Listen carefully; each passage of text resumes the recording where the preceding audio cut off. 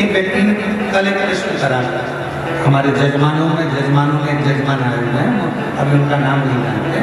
तो हम जैसे ही शाम को नीचे आए, पत्रकारों की वार्ता थी, तो उस समय पर उन्होंने प्रश्न पूछा, क्यों गुरु जी कलयुग में भी क्या शंकर भगवान आते हैं?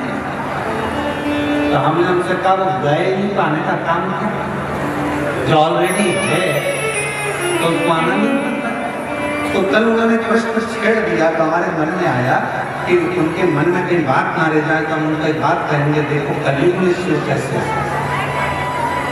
झांसी के पास में मौरानीपुर,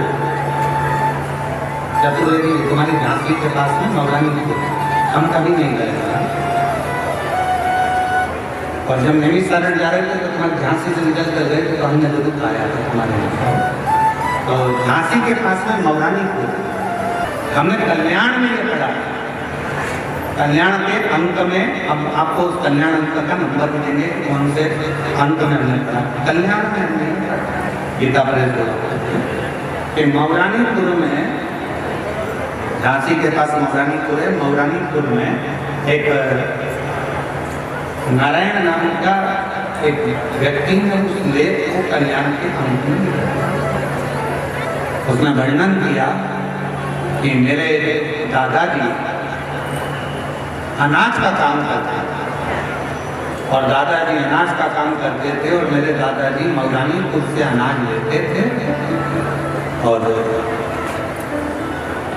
उस अनाज को लेकर हाथरस में बेचने के लिए, हाथरस में उनका एक दादाजी का मित्र बन गया था जिसका नाम था हीरा।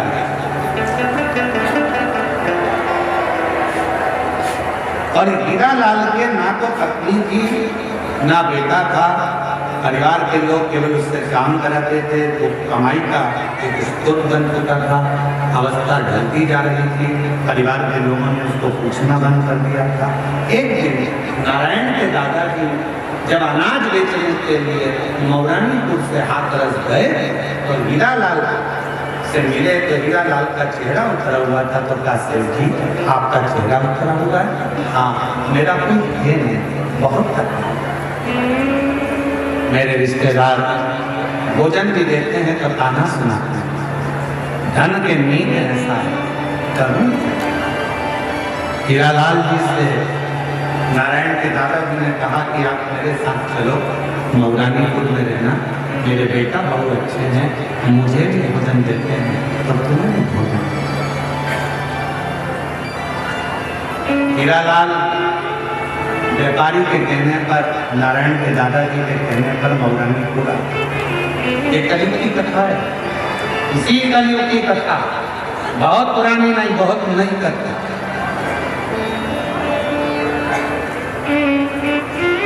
हजारों वर्ष पुरानी नहीं है, 500 वर्ष पुरानी नहीं है, ये कथा मात्र 300 वर्ष पुरानी है। हीरालाल को लेकर आ गए, हीरालाल अपना सामान ले आया, पैसे ले आया, उसको बहुत सम्मान देने लगे हीरालाल। उसको लोग सब घर के जितने भी परिवार के लोग थे, दादाजी दादाजी दादाजी दादाजी कहते और उसको हीरालाल के पास में जो पैसा था, आधे पैसे का तो हीरालाल ने नारायण की माता जी के जेवर बनवा दिए और आधे पैसे का हीरालाल ने मंदिर बनवा दिया शंकर जी का, क्योंकि वो शिव की आराधना करता, शंकर का शिव भक्ति। अब एक दिन अवस्था चलते चलते चलते चलते हीरालाल की आंखें चली गई और हीरालाल को दिखना बंद हो गया। घर के लोगों ने कहा, दादाजी प्रयागराज में मेला लगाया है, माँ आप नहीं चलोगे? दादाजी बोले, मेरी आंख से तो दिखता नहीं है, मुझे एक काम करो, शंकर जी के मंदिर में छोड़ दो, मैं शिव जी को लोटा भर के जल चढ़ाता रहूंगा, तुम आ जाना और फिर मुझको भोजन दे देना, सुबह जाओगे रात से खाई जाओगे। नारायण के माता पिता दादा सब चल दिए प्रयागराज। प्रयागराज से आते आते उनको याद आया, दादा तो शंकर के मंदिर में बैठे होंगे, भूखे होंगे, चलो जल्दी नारायण जाओ गद्दा का हाथ पकड़ कर लाओ। नारायण गद्दा का हाथ पकड़ने के लिए जैसे जा रहे थे, गद्दा तो देखा नारायण ने कि गद्दा की आंखों पर एक पट्टी नहीं, आंखों नारायण ने पूछा गद्दा तुम्हारी आंखों पर पट्टी कैसे? गद्दा ने कहा लाला शंकर जी के मंदिर से मैं आ रहा था, तब एक व्यक्ति सामने आकर खड़ा हो गया। मैं उसको देखा तो नहीं क्योंकि मेरी आंखें नहीं थी, दिखता नहीं था। वो मुझसे कह रहा था बाबा कहाँ से आ रहे हो? मैंने कहा शंकर जी के मंदिर से दर्शन कर कर आ रहा। तो बहुत तेज हंसा, हंसकर उसने कहा गद्दा तुम्हें दिखता तो है नहीं, फिर शंकर जी के मंदिर में क्यों गए? गद्दा कहते हैं कि मैंने उस व्यक्ति से कहा कि मुझे नहीं दिखता तो क्या हुआ, मेरे महाप्रभु को 3-3 आंखों से दिखता, मेरे बाबा को क्यों दिखता? गद्दा तुम्हारी आंखें नहीं है? नहीं। गद्दा तुम्हारी आंखों का इलाज करवाया? हाँ सारे डॉक्टरों को दिखाया पर आराम नहीं लगा, सबने कह दिया तुम्हारी आंखें कभी नहीं आएगी। इतने में उस व्यक्ति ने कहा गद्दा मैं बहुत बड़ा वेद तुम कहो तो तुम्हारी आंखों का इलाज कर सकता, पर उसमें इलाज करने में लगभग 5 दिन लगेंगे।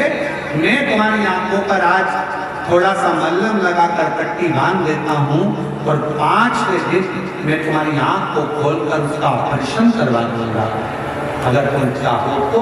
गद्दा कहने लगे अच्छी बात है लगा दो मल्लम। मल्लम लगाया, पट्टी बांधी। नारायण बेटा उस व्यक्ति ने पट्टी बांधकर चले गया।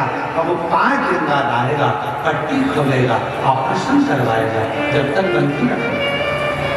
नारायण ने हाथ पकड़ा, गद्दा को ले गए अपने घर। 5 दिन निकल गए, पट्टी बांधने वाला नहीं है।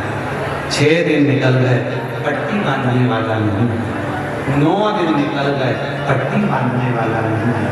10वें दिन तो गद्दा को गुस्सा आ गया, ना जाने कौन मुझे पगला बना दिया। आंख में बांध गया पट्टी, पहले से तो नहीं थी, आंख ऊपर से बांधी पट्टी।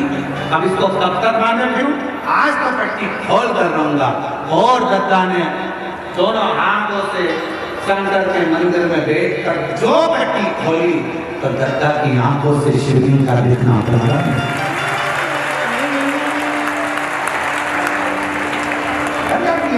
शंकर का स्वरूप दिखता।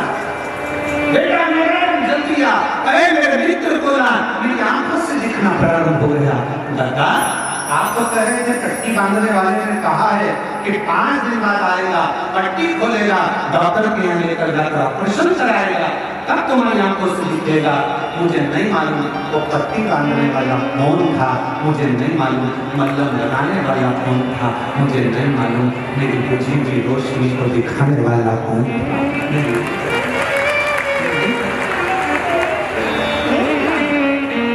मेरी जीजियों, मेरे जीजाओं, मेरी बेटियों, बेटाओं, मेरी माताओं, मेरे बुजुर्ग माता पिता तुम यहाँ विराजमान हो, आपसे निवेदन करता हूँ ये मत सोचना कि आप कथा में आए हो, ये मत सोचना कि आप महापुराण की कथा में पहुंचे हो, ये मत सोचना कि बाबा के देवघर में आप आए हो।